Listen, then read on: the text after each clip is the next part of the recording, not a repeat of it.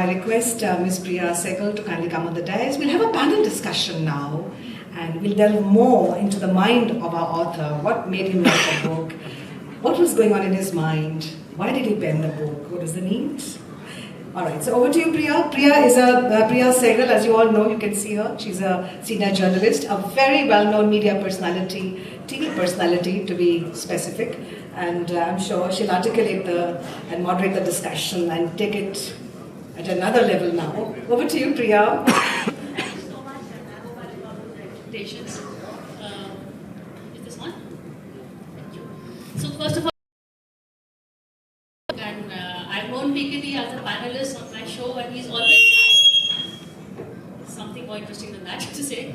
But he's been a political analyst. I just realized that there's a corporate side to you also, because I've always known you as a political analyst, and you always come up with something on the table.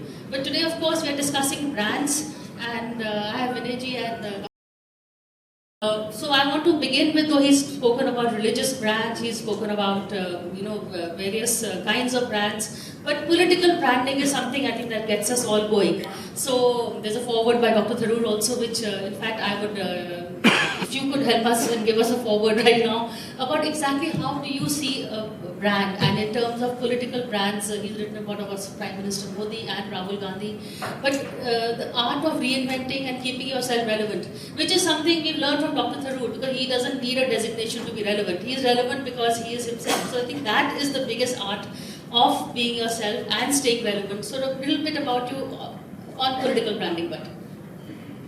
So, Priya, the thing is that really I want to hear from PKD himself about his book, but maybe we'll get to that. I've said in the foreword a couple of things which may be worth repeating for those who haven't yet read the book, which is that obviously the brand is something absolutely indispensable to convey ideas about a product, an activity, or, as PKD suggests, an individual. And my essential point is that while a brand is something that evokes a certain reaction in the person who hears of the brand, it's only as good as it actually performs. And so at the end of the day, if the performance of the product or the surface the brand is covering is good, then the brand continues to be burnished. If it is bad or if it fails, then the brand gets started. Branding, in my view, can never be a substitute for substance and for quality. So that's the first and most important point. That follows from there, therefore, that a brand can both improve itself and self-destruct. That is that a brand can be its own biggest asset if it delivers what it sets out to do.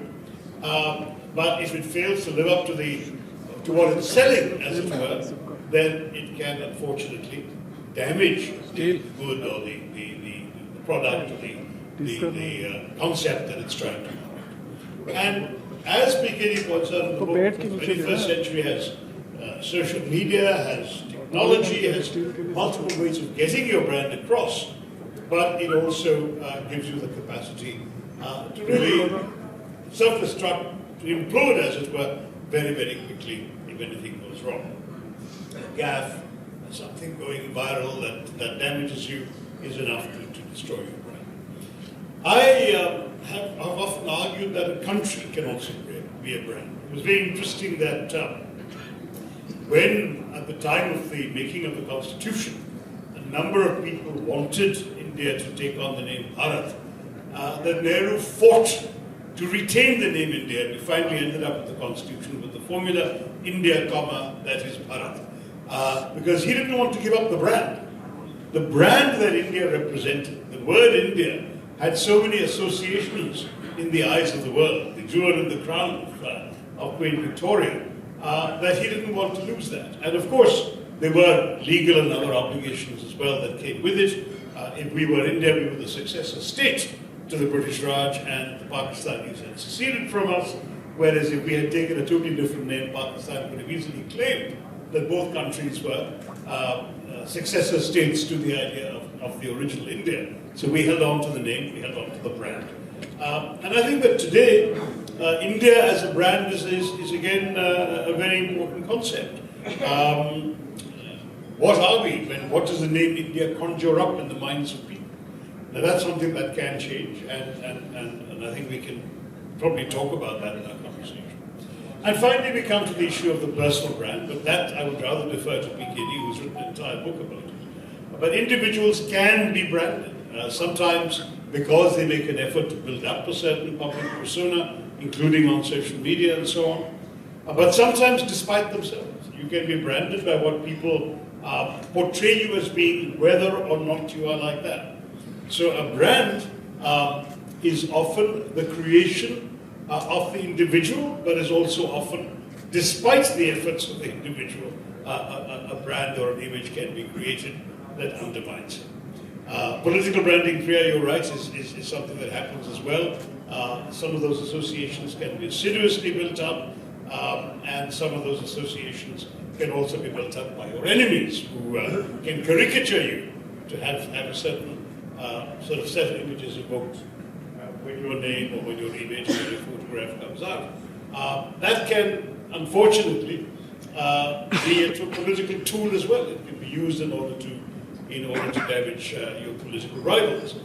Equally, if the individual is successful at building up his or her own brand to a level that outstrips the attempts to create a negative brand, then the individual prevails.